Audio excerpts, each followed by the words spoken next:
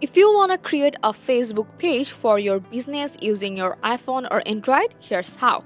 First, you have to open up your personal Facebook account and tap your profile icon from your iPhone and hamburger menu from your Android. From there, look for the option Pages and tap on it. Next, select Create and tap Get Started to begin. Now enter your page name and tap Next.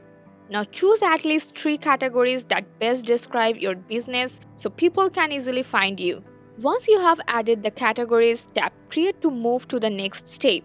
Now select the option Promote your products or services and tap Continue. Your page is now created. Next, set up your page by adding details like bio, contact information, location, and your business's opening and closing hours. After filling in these details, tap Next and upload a profile picture and cover photo for your page. Once that's done, tap Next again to invite your friends to follow your page. On the final page, Facebook will suggest marketing and promotional tools. Just tap Done to finish setting up your page. And your business page is now ready. The steps are the same on Android devices. I hope this guide helpful. Thanks for watching.